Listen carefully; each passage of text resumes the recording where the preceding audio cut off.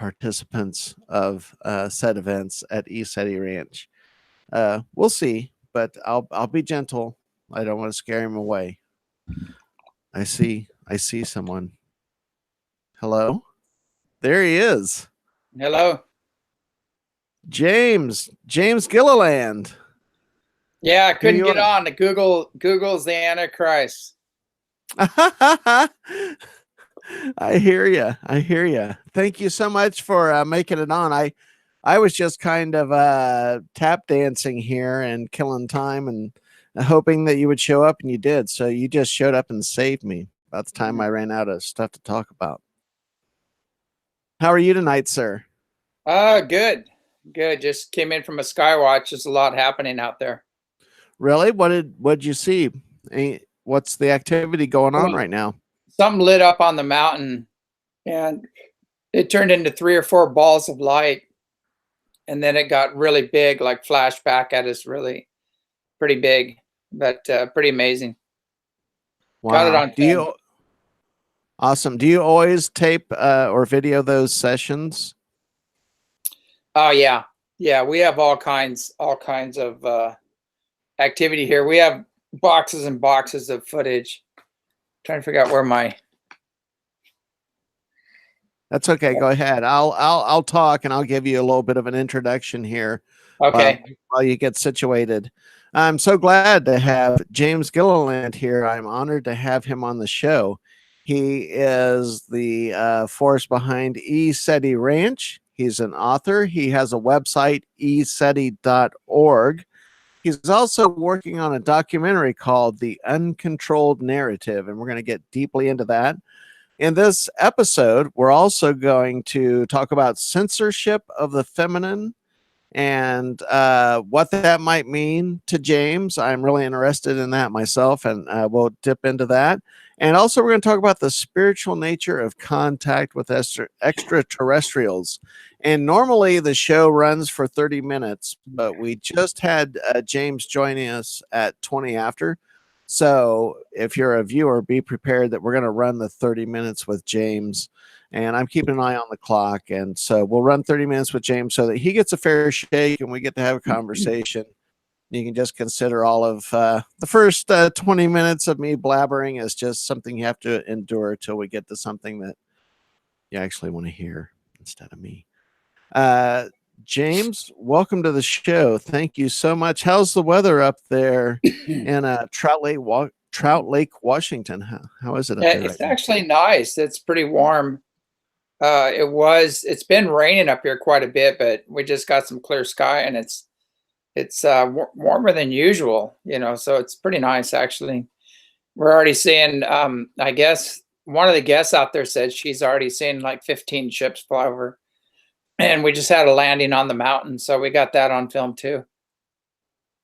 Wow. Do you always use the lasers with your interactions with the UFOs during these sessions or these events? No, we usually have lasers out there, but usually it's they'll come over and put a show on, and it's you just send the thought out there. There's always the telepathic communication going on, and you ask them to power up or do something, they'll power up the ship. Wow, that's awesome. For the viewers who may not know, I want to give you a little bit of context, and we'll frame this for you so that we're just all on the same page.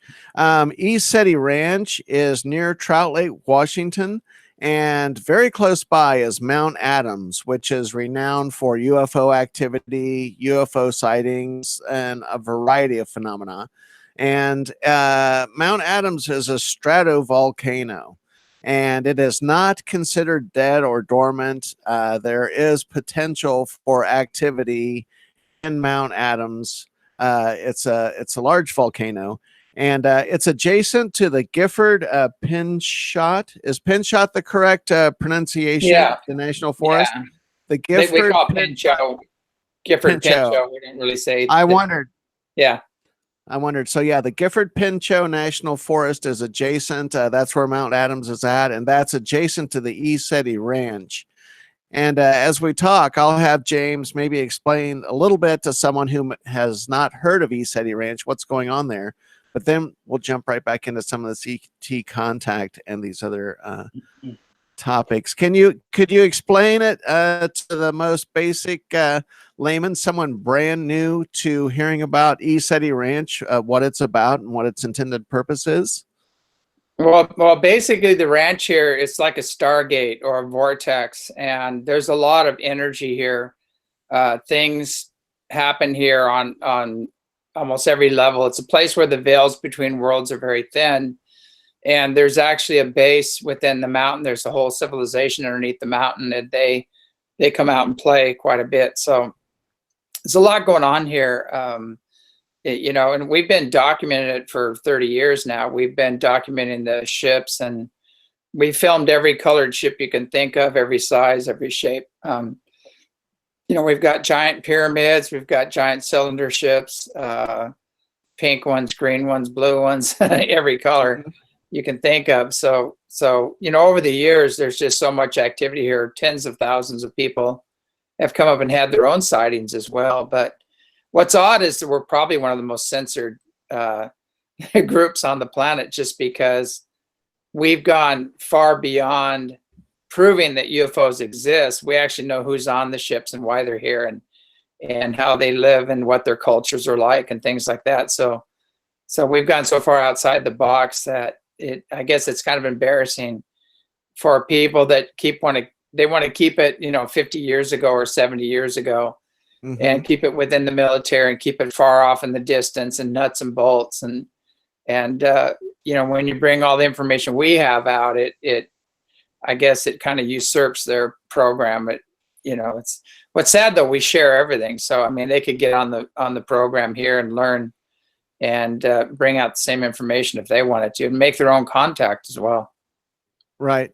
I'm curious. I want to ask you how you reconcile the difference between the nuts and bolts, hard science people and these experiences that you and a lot of your colleagues are having that are more a direct experience or subjective experience that really has no root in observable or provable science. How do you reconcile those two worlds in this work?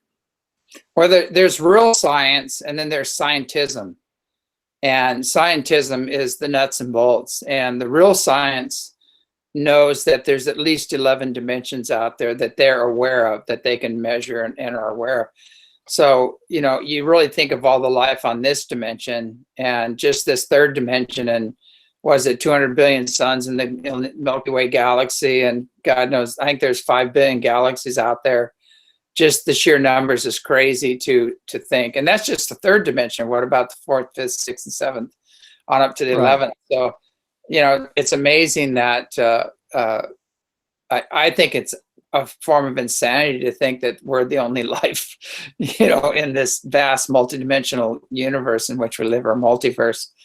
But the scientists that are for real, you know, they do real science. You know, they will come out here, and they'll bring all their gear, and they'll bring infrared night vision. You know, they'll bring PIP technology that is Harold Oldfield technology. We had one guy here that had $150,000 worth of gear on one tripod, and he called it weapons of mass detection is what he called it. That's you know, awesome.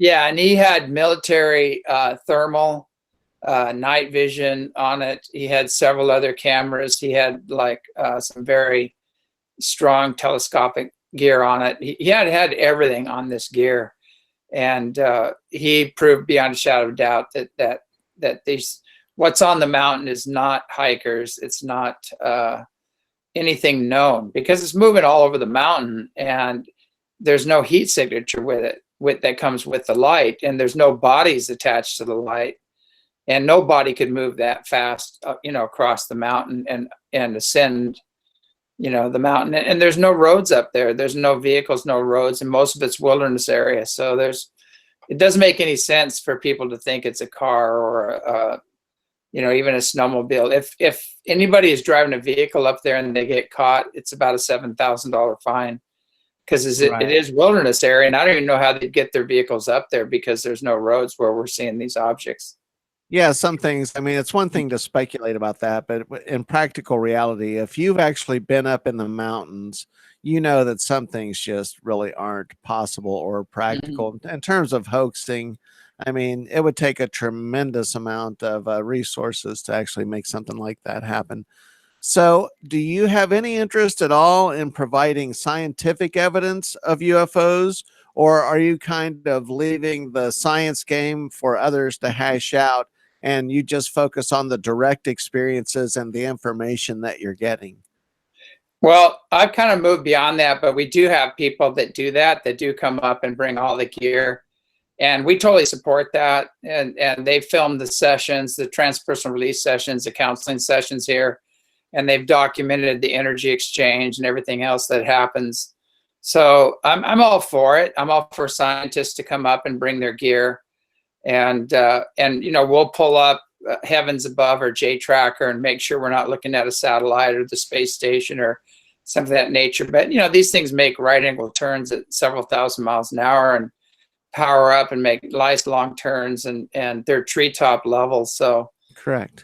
what I find out is when they turn this over to the skeptics or the debunkers, they'll go to some NASA guy or James Todd at the planetarium. They'll say, "Oh, that's nothing more than the space station Right. or a shuttle or whatever." And I said, "Well, it's, you know, it's elevation. The elevation of this object is treetop level.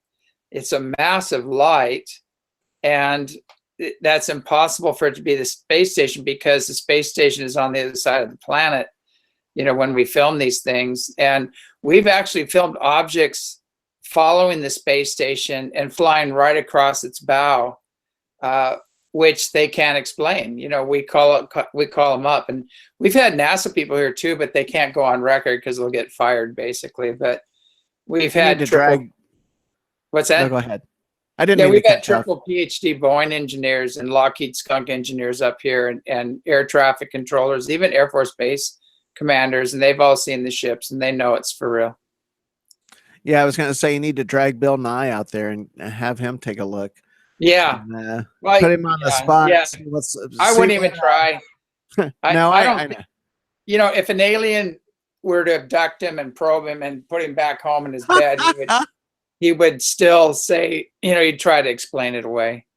That's something that I want for this show. So I just want to put this out there. Everyone, focus your energy on seeing Bill Nye probed live on Mysterious Forces Live right here. Yeah. Live probing of Bill Nye. That would be my pay-per-view event. And I just, Yeah. you know, I got James Gilliland to actually participate in the idea of Bill Nye getting probed. Anyway, so I want to talk about your documentary, The Uncontrolled Narrative. What's going on with that? Fill us in. Well, what's been going on is that over the years, we've watched the same thing go on over and over. It's always the same people. They'll get some flashy guy and you know, to be the front man. And then you look at the people behind the scenes that are putting these things together. And there's been some very dubious connections and you know, connections with the Illuminati, with other forces. And we've seen this over and over where it never goes anywhere. It just stalls out. And you want to drop any names? Drop some names, James. Yeah, I'll stay away from that. But you'll figure it out. But you know, basically, like, you know, there's people out there. The latest one I love was you know, one guy charges $2,800 to go on a weekend and see a ship, and then he goes, "I need $200 million more to bring out the free energy, you know, because I've spent the money on my own personal toys and things like that." But you know, it's so ridiculous. I don't know. These guys are shameless. I don't even know charlatans. How they are charlatans. Yeah, how do they sir. continue? I don't know how they can even say that with a straight face. It's so ridiculous. But anyway, it's gotten so bad that the whole game has been, you know, control the narrative. Keep it over here with this guy. Don't let the real information get out. Keep it nuts and bolts, keep it within the military, and keep it 70 years ago, like Roswell or something. And these guys have been telling the same story for 70 years. And you go, my God, when when are we going to go beyond this? And Right. you know, the Mary Rodwell and people like that, everybody's just fed up with it. They're saying, when are they going to talk to the contactees? When are they going to talk to the children? When are they going to allow the women to come forward and talk about their experiences? That's been heavily censored. You know, they're keeping the sensitive, or you know, the spiritual side of things and that other side out of the picture. Mm-hmm. And they don't realize that these are very spiritually and technologically advanced beings that we're dealing with. And there are low-level contacts too you don't want to be dealing with. And unfortunately, those are the ones that are keeping it in the past. They're working with these guys. They don't even know it. They think they're working with benevolent beings, but you see them standing right next to them. You'll see these tall grays or gray alien hybrids or things like that. And you go, my God, you guys are taking the wrong course. You're taking the wrong path here. James, And do you think that there are a multitude of things going on in the sense, in terms of extraterrestrials, that there might be good actors that are benevolent, and then you might have some bad actors that are treating us like lab rats? yeah, definitely have some bad actors, and unfortunately, they're pushing the agenda of the bad actors, and they're not covering the spiritually, technologically advanced ones, the higher dimensional ones, and that's the sad part, because you know, if you keep promoting that program, that's what you're anchoring in here, and you're not telling people they have an alternative, that they can work with the ancient ones that actually are our ancestors that are returning. And you know, some of these beings are thousands, millions of years old. They've been around for a long time, and they could clean up the planet, you know, and bring us free energy and healing technologies and things beyond our wildest dream. But we have to rise to the occasion, and to continue with these other games that they're playing out there, they go nowhere. They always end up at the same place. They stall out. They go nowhere. The same people are behind it every time. And so the uncontrolled narrative is the people that are for real. We have a whole host of people. Billy Carson's in there, Mary Rodwell. Mm-hmm. There's a lot of other people in this narrative that are having contact, that are talking about the big picture and what's really going on. And we cover everything, and about how it's time to get, you know, step outside this box that they've given us and not accept that box anymore, to take the next step. Do you think some of these hoaxers, some of these charlatans in the field, do you think that they might be sowing disinformation that might be sponsored ultimately by the government or people beyond that who might want to muddy the waters to add a sense of ridiculousness or unbelievability to ufology, just to confuse things? Oh, definitely. Yeah, that's their job. Some are called planned opposition, and they act like they're against the government, and but they are the government, and they're controlling the narrative, and they leak out.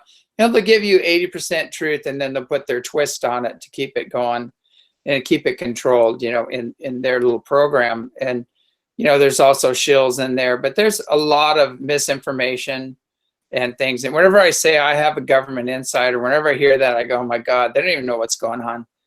Right. So it's you know, that's been going on for so long. It's just, again, it's just stalled out. It goes nowhere. And a lot of the people in one, you know, they'll talk about how, you know, they're humanitarians and they're here to help the earth and things like that. And then they got their hand behind them and they're getting the big check and the cash and whatever from Right. the other guys. And, you know, you see it over and over again, and you watch them off the camera and they treat everybody terribly. You know, they treat their staff terribly. They, you know, and it's just watching this over the years, I've just been basically getting disgusted by it. And just say, how long are we going to allow this to continue? You know, it's almost like, it's just like politics, you know, how long are we going to keep doing the same thing over and over again, expecting a different result? You know, it's time to go beyond that. It has a corrosive, corruptive effect on all of ufology and the serious researchers, and it lowers the bar for everyone. and it damages it, and it also distracts people and leads them astray down little pathways of thought or belief or activity that Yeah. in the end is useless and keeps people spinning their wheels without any kind of disclosure or any kind of personal evolution or change or forward momentum for the individual. It just, as long as they're selling books or TV shows or whatever. And I get that. And I say that as a person who has this show and is monetizing, but I don't pretend to be anything except a person. Like I was commenting on before you joined in. I'm the class clown in all of this, and I'm Mhm. kind of the color commentator. And I have a serious side, and I like to ask serious questions, and I like for serious messages to get out there. But at the Yeah. same time, this whole thing, ufology, I don't care if it's Bigfoot or ufology, all this, it's all show business. Uh-huh. And if people don't believe this, when you go to the conventions, there's a stage, there's a light, there's a microphone, and the content of the entertainment itself might be different than what you traditionally think of as entertainment. But all those Yeah. elements are there, except there's information that comes along with it. And just like Yeah. other kinds of entertainment, you have to discern the truth and what's quality and what's worth paying attention to versus the people who are just trying to gank you for a buck and be on Yeah. their way. And that's Well, let me what take, let, that yeah. go ahead. No, Let me jump tell you in. something about Bigfoot. It's really interesting. They Sure. have a native. I'm right in the middle of Bigfoot territory. I'm right smack in the middle of where all the investigations, and we do have Bigfoot come through here on a regular basis. And we've Uh-huh. gotten castings and footprints and things like that. And Clyde Lewis, with Ground Zero and Jimmy Church, all those guys have had experiences here and Mm-hmm. realize it's the real deal. And they've interviewed people that were here while they were here that had their own experiences. But the thing about Bigfoot is if Bigfoot wants to see you, he will. If you go out hunting for Bigfoot, you're not going to find Bigfoot because these beings are, they're very advanced. They live in nature all their life. They're super attuned, and if they don't want you to see them, you're not going to see them. Basically, that's the bottom line. And they have abilities, they can do their little shape shifting or phase out or whatever. And so when I see all these movies, hunting for Bigfoot, and they have all this lighting and gear, and they're Right. they're they're crashing around in the forest, so they're putting webcams up and all that stuff, They're hooping and they're knocking on trees. yeah. And the thing about it is like Bigfoot is the hide and seek champion of the world. You're not going to find Bigfoot unless Bigfoot wants to be found, basically. And they might, if you mess with them and you go into their area, they might start screaming at you and warning you. And they have almost like a hypersonic tone that goes right through you. Infrasound. Yeah, and you get the heck out of there. You do not want to be in those. You have to respect that. But I have a healthy respect for them. I figure they're another nation, they're another people, and excuse me, they're running out of territory because of all the the logging and development. Right. And, we need to respect them and just leave them alone. I know where they are. I could go up to areas where they are. I'm not going to tell people where they are. Right. That's their space. It's like taking people over to somebody's house and just have them walk in the front door. It's just Right. it's not. But the thing is, if you have somebody that's very spiritual, I probably would say, well, go up there and meditate. Yeah. Yeah. No, I totally agree. And I want to get into an area of this. I'm taking a look at the chat room here. I also want to say hello to Jimmy Pearson and Mika or Micah. I don't know if I've heard it. Mika or Micah. And it's Fascination Street. I want to give a shout out to Fascination Street. I'm going to be on Fascination Street in December. And I want you all to keep an eye out for that. I just want to shout out to some of the people in the chat room. Dexter Dave Cusack, Fascination Street, Dexter Dave. Hello. I don't see my let's see. Nope, some of the regulars aren't here. Anyway, I see someone named James. Hello, James. Gents. Anyway, I don't want to get off track. I want to touch on something because you kind of went there, and I want to dig a little deeper. I want to talk about this spiritual contact. Is there some kind of a spiritual practice or a technique that people can use to get in touch with these? How can people spiritually get in touch with extraterrestrials to have that direct experience of this knowledge? Well, mainly it's intent. You need like pure intent, an open mind, loving heart first to get out to start with. If you have a lot of fear, you got to get past your fears, and that's the main thing. Process-oriented therapy is great, heal any wounds and traumas and wrong conclusions from past experiences. So you can rise up in frequency to have these connections. With me, I had a couple near-death experiences that blew me wide open, and then I studied for like 30 years with lamas and yogis and other master teachers, and so it's a very easy hookup for me. But most people, you just get out, drop into the heart, and send your intent out. People don't realize your soul sits right next to the heart, and your soul, excuse me, is connected to the source. And so when you go through the heart, you're connecting to the source itself. You can connect with all the dimensions, and everything you've ever been or done is recorded in the soul. So you have all these past life memories, with these other civilizations. So, that's the best way to do it, is drop into the heart. You can, get out in nature, just get away from all the chaos and everything, and put your intent out there, and pretty soon you're going to manifest. You're going to draw that to you.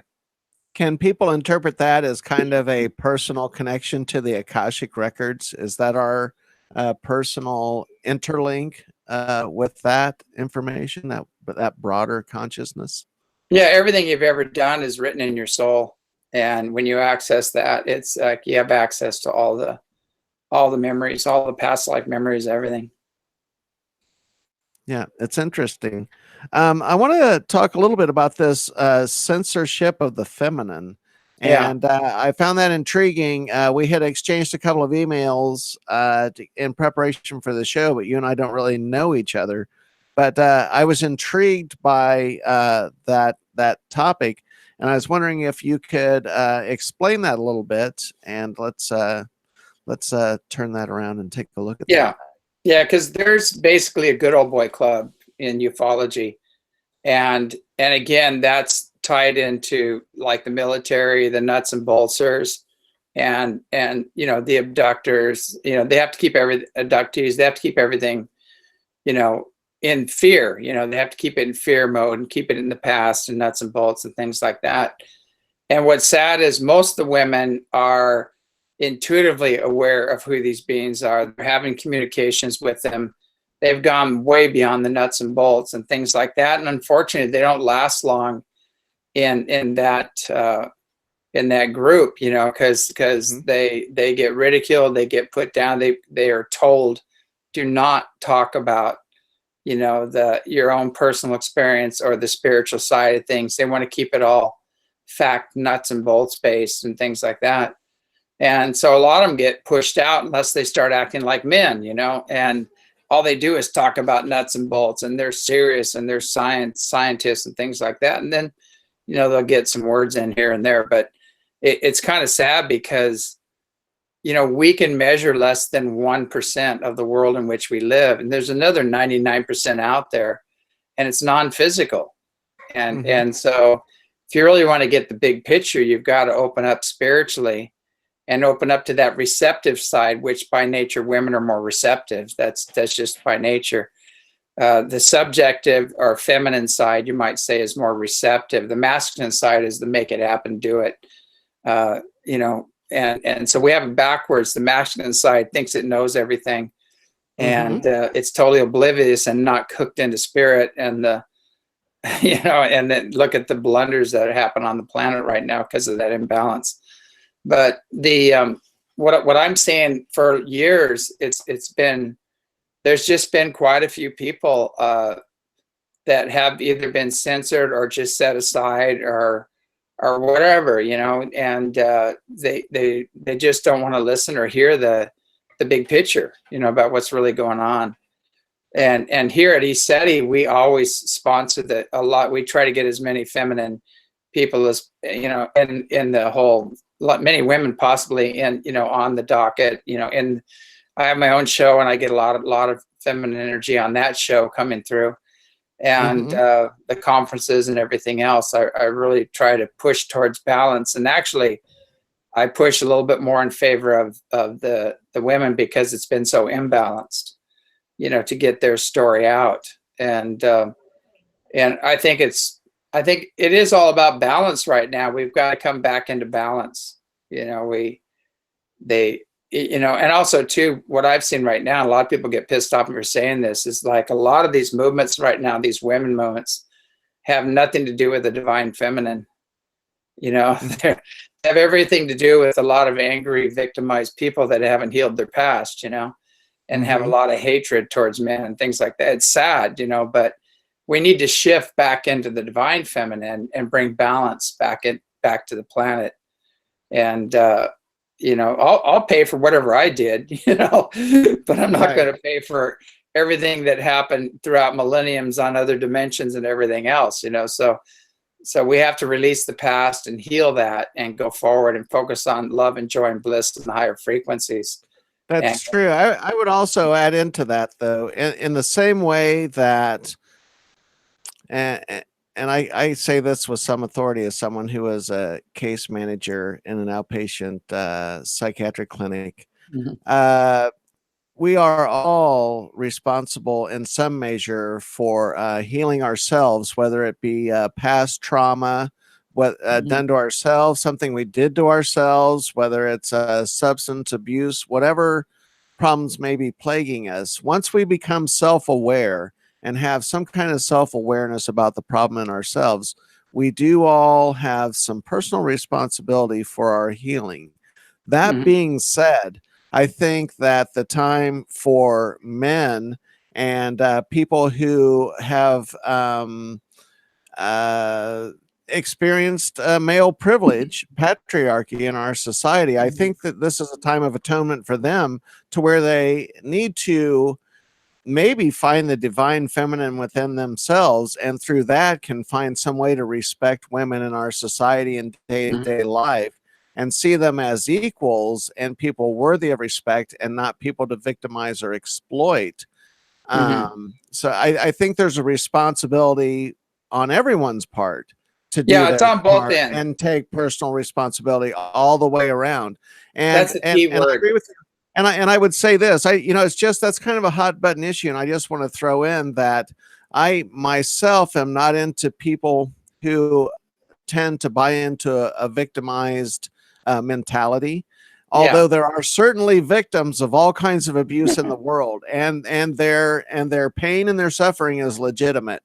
And there are true victims. But if you are a victim of abuse or some kind of treachery, you can take your healing into your own hands. And I think that's part of what you're talking about with these spiritual practices, is that people can find a way to heal themselves, and not only themselves in this modern culture, but also our environment, because we're just trashing the environment as we move forward. We're like a bull in a china shop here.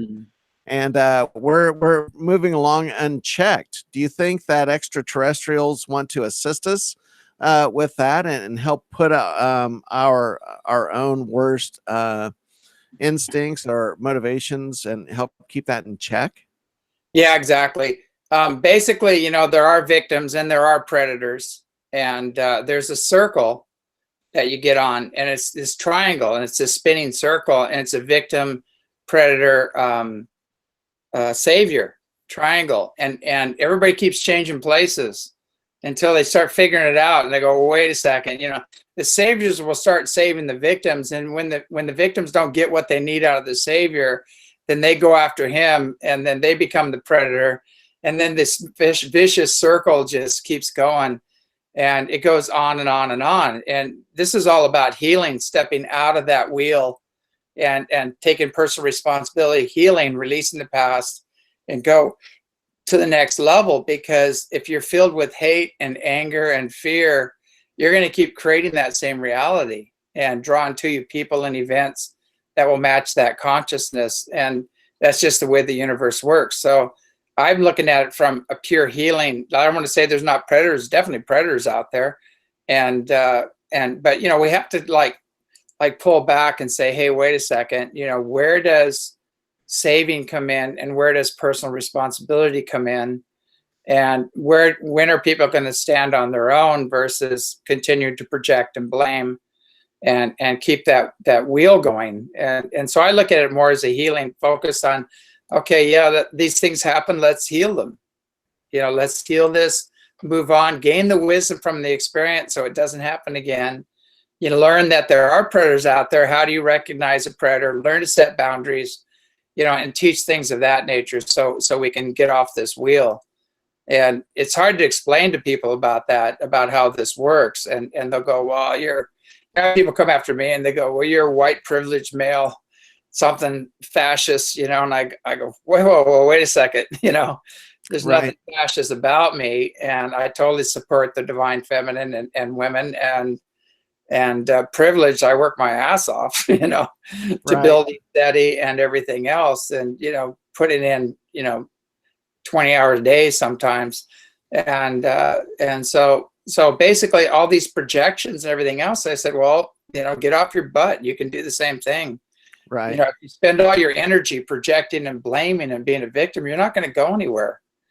I like to think that we live in a world where we have accountability and personal responsibility, but can also be our brother's keeper whenever it's necessary, and our sister's keeper, and become passionate at all times, and just really use compassion when dealing with people who are less fortunate than ourselves for whatever reason, whatever difference that may or may not be. Well, I think we need a council of grandmothers hooked up to a galactic federation, and then things will get turned around really quickly. And what I've seen too is that I've had some grandmothers in my life, brilliant, beautiful women, you know, very powerful, and you know, they make me take responsibility. You know, they'll come and they go, oh, I'm sorry that happened. Are you okay? Okay. So what do you think you learned from this? You know, and then they would make me take responsibility for magnetizing that person, that event into my life or whatever, and make sure I gain the wisdom from it. They wouldn't support me as a victim. You know, they wouldn't do that. And I think that's where we need to do, is get to the next level of you can be compassionate and understanding, but also really nail down this personal responsibility thing. Do you think part of the problem with ufology and some of these charlatans that we were talking about is that people are desperate for something to believe in because we have so much chaos in our culture? And this is a non-political show. I don't dip into left or right politics here. But just the political chaos on either side of the aisle, just and lots of other strata of our society. There are a lot of problems. There are a lot of good people out there who are working diligently to make the world a better place, and they're also helping to offset a lot of this negativity that's happening. But you know, do you think these charlatans that in ufology are just taking advantage of the people who want something to believe in? They're clinging to something bigger than themselves, and then they buy into these stories, or they buy into, you know, whatever it is someone's selling. Do you think that damages people who are looking for something, some kind of anchor for their soul? Well, it definitely does. One, no matter how you grind this out, we're all responsible for making our own personal connection with spirit, God, whatever name you want to give it, creator. Everybody has a different name for it. We're all responsible for that. And we're all responsible for developing what I call a BS meter. It's called discernment. And learning to feel, having the self-mastery to feel, is this right? Is this empowering me as an individual? You know, or is this disempowering me? Am I giving all my power away to this guy who's prancing around on stage up there, you know? Or am I taking the time to do my own research and even research the guy on the stage? You know, don't go by what he's saying, go by what he's doing. Right. And talk to other people around him and other staff members that have been around and things. That's where you want to do. And find out, you know, before you write that check for $150,000, you might want to do a little research, because I know a lot of people have been burned big time, and they're so angry and so pissed off because they actually support a lot of this nonsense, you know. So I think, again, it's all about discernment. It's about personal responsibility. Are people giving you information to help you? You know, or is it all about them? You know, how much ego is involved in this thing? So it's really important. Like, people go, I've had people say that to me. It's like, well, you're a cult, you know, you have all these followers or stuff like that. And I said, well, try joining. And they go, what do you mean? I said, there's nothing to join here. You know, there's no membership. You get a free newsletter. That's about it. Yeah, I'll tell you, there's no, you're right. And I'll tell you, James, you're a very nice guy, and you're very diplomatic, and probably more diplomatic than me. And I kind of want to articulate it in a way that maybe you can't. And these guys are fucking hacks, and they need to be stopped, and they need to be shut down. And it's not fair, because they're preying on people that need some kind of direction in life. And I think it's wrong. I think it's immoral. But thank you so much. This has been a brilliant conversation. Is your show, is it As You Wish Radio on bbs.radio.com? Is that where to find your radio show? Yeah, it's As You Wish Talk Radio on the BBS network, bbs.com or bbsradio.com. And also, too, you can go to ECETI Stargate on YouTube or ECETI.org to find out the latest things happening here at the ranch. And are you doing crowdfunding for the documentary, The Uncontrolled Narrative?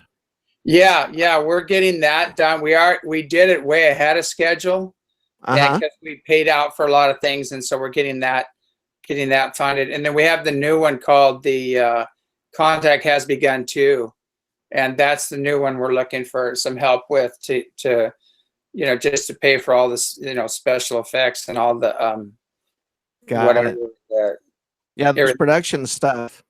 I'm not a production person. I can do emails and make a phone call and shoot a picture out, and that's about it. You know, that's the extent of my technology background. So ECETI.org is the primary way to get a hold of you and to get exposure to your work. Once again, thank you so much, James Gilliland. You're welcome on the show anytime. I would like to dig deeper in some of these topics for sure. You can find him out there, and please stick around, James. The professor wants to talk to you. We're going to post game a little bit, and I just want to thank all of my viewers and my subscribers, all 143 subscribers. I know that's not tremendous. That's not amazing, but it's 143 people, and this is a growing channel. Thank you. There's lots of competition for your time and attention, and I appreciate you watching. And it is Mika. It's Jimmy Pearson and Mika. Fascination Street. Look at Fascination Street. Check it out. And I'm going to be on there next month. Jiggy, Paranormal Hood, CW Chanter. You got to be on my show soon. Occult Priestess, Dave Partridge, Shadows of Your Mind magazine. Keep an eye out on that for you. Remember, you heard it here first. Something's going to happen. Shadows of Your Mind magazine. Ghostbusters from the Navajo Nation. Thank you so much, everyone. Please have a great Friday night. Stay safe. And thank you for joining in. I appreciate you being here. And we're out.